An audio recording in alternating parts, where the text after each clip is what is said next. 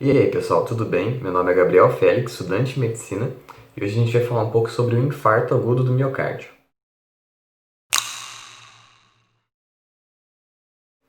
Primeiro, eu queria dizer um pouco sobre o que significa infarto, porque é uma coisa que pode acontecer em qualquer órgão, não só no coração, igual a gente está acostumado. Infarto significa a morte das células. Então, no caso do coração, vão ser a morte das células que fazem o músculo do coração. Bom, agora vamos específico para o infarto que a gente conhece como sendo o infarto do coração. Então, a maioria dos casos de infarto são causados pelo entupimento de um vaso que nutrem o músculo do coração, porque assim como tudo no nosso corpo, ele precisa de sangue para funcionar direito. Esses vasos são chamados de vasos coronarianos. Então, o entupimento ou a redução do fluxo desses vasos coronarianos acontecem por causa da formação de uma placa aterosclerótica ou por causa de um trombo que vai entupir esse vaso, diminuindo a circulação que vai passar por ali. Para saber mais como funciona essa placa aterosclerótica e como se forma esse trombo, eu recomendo a vocês o meu último vídeo que foi sobre a aterosclerose. A dor que vem antes de um quadro de infarto,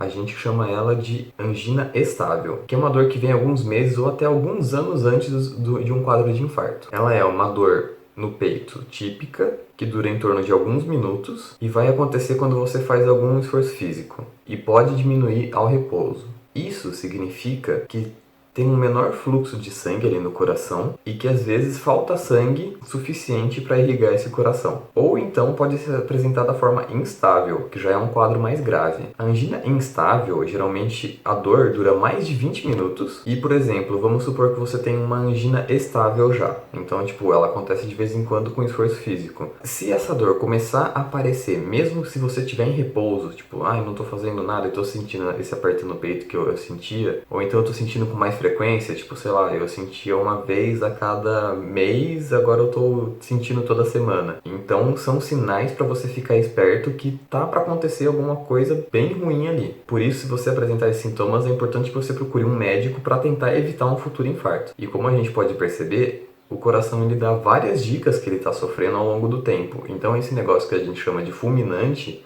é bem difícil de acontecer. Então é bem difícil acontecer um infarto que entope do nada e que você não teve nenhuma dor ao longo do tempo. Geralmente ele te dá essas dicas que vai acontecer. Mas é importante lembrar também que essa dor no peito só acontece em 80% dos casos. É a maioria dos casos, de fato, mas não são todos. E essa dor, ela sempre vai ser na região do peito, sem localização exata, vai ser um aperto no peito, que pode irradiar para ombro, para os dois braços, tanto direito quanto esquerdo, o pessoal esquece muito do direito, para o pescoço, para a mandíbula e também para as nossas costas. E ela pode ser reproduzida tanto pelo esforço físico quanto pelo estresse emocional. Pode ser aliviada no repouso ou pelo uso de nitrato sublingual e, em alguns casos, que não são raros, pode acontecer algumas coisas inespecíficas, como por exemplo, você começa a suar muito, pode ter náusea, vômito ou falta de ar. Também não é raro as pessoas se queixarem de mal-estar, indigestão e dor no estômago, inclusive sem dor no peito, principalmente quando a gente está falando de idoso ou de pacientes diabéticos. Mas lembrar que assim que você sentir uma dor intensa dessas, procure um médico. Eu vou falar mais para frente os cuidados que você deve tomar. Agora, falando um pouco sobre as principais causas de infarto. Bom, como eu já falei no começo do vídeo, é por redução do fluxo. A principal causa por causa de uma placa aterosclerótica ou por causa de um trombo, certo? Também tem um outro fator que pode ser um coração que está muito musculoso e que está faltando irrigação. Eu falo um pouco sobre isso, do coração ficar muito musculoso e ficar sofrendo ao longo do tempo,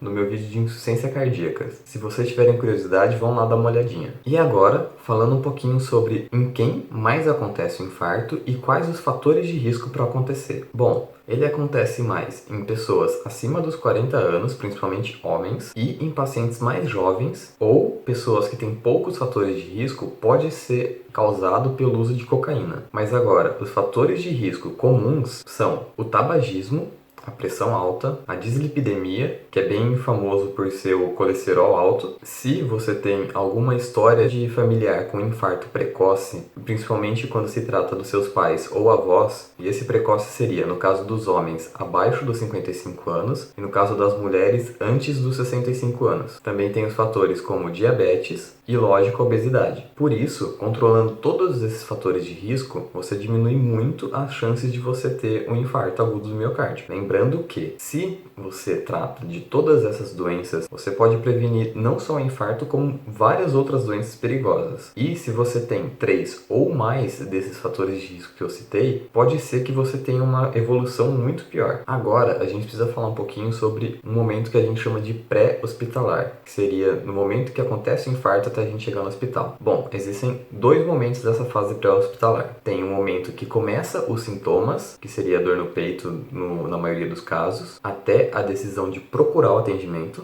e da decisão que você tomou de vou procurar atendimento até chegar ao hospital. Esse tempo que você leva é um fator determinante para o benefício do seu tratamento. Então, quanto antes você tomar essa decisão, melhor vai ser a sua evolução. Então, por exemplo, se você sentiu uma dor forte e já decidiu chamar um atendimento ou então ir até um atendimento, lembrando, nunca dirija nesse caso, porque pode ser que aconteça algum acidente, mas se alguém for levar você, quanto mais rápido você chegar no hospital, melhor. E já chega falando, tipo, estou com muita dor no peito, tu corre o risco de fazer um infarto. Porque aí eles já ficam mais espertos e já correm com o seu caso, porque eles sabem que é uma coisa grave que pode ser revertida, em muitos casos. E nunca subestime essa dor. Por exemplo, um dos fatores principais para as pessoas não procurarem atendimento logo depois que sentem essa dor é não dar muita atenção para essa dor. Por exemplo, as pessoas consideram que o infarto é uma dor muito insuportável, que você não aguenta de jeito nenhum. E muitas vezes pode ser que nem dor no peito tenha. Ou então também pode ter associação com alguma doença crônica pré-existente ou uma doença comum, tipo, eu tô com uma gripe ou tô com uma dor muscular, por isso que tá doendo meu peito. E um outro fator que eu tô explicando aqui pra vocês é você não conhecer o benefício de um tratamento rápido. Por exemplo, achar que teve um infarto e acabou. Então, se você está tendo uma dor e já procura um atendimento rapidamente, você pode sim ter uma evolução boa. E essa questão de levar rápido o paciente para o hospital é tão grande que só 20% dos casos chegam no hospital em menos de 2 horas, que é o tempo ideal para conseguir reverter a situação ou diminuir muito as consequências que ele pode causar. Porque algumas das consequências que o infarto causa, além da morte,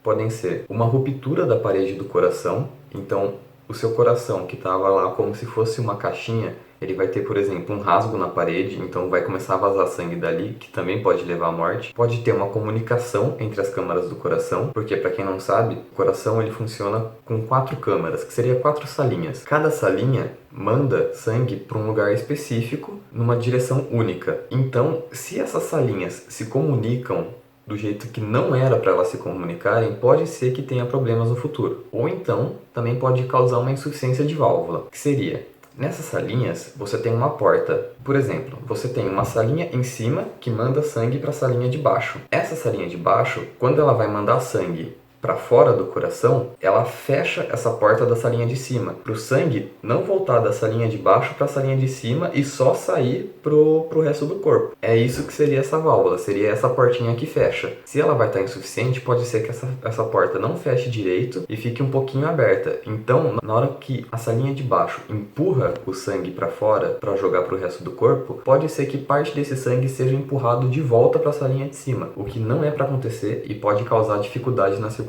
E uma parte muito importante que eu sempre falo para vocês nos meus vídeos é: sempre siga as recomendações do seu médico. Ainda mais se você tem um quadro como esses ou se você tem uma dor no peito que pode vir a se desenvolver um infarto. Fazendo tudo isso, você garante que você está cuidando muito bem da sua saúde. Então é isso, pessoal. Espero que esse vídeo tenha sido bem esclarecedor para vocês, porque infarto é uma coisa que não é difícil a gente conhecer alguém que já teve, e espero que vocês tenham aprendido de maneira eficiente como evitar complicações de infarto ou então socorrer alguma pessoa que está sendo infartada. Por hoje é isso, referência sempre na descrição do vídeo e vejo vocês numa próxima.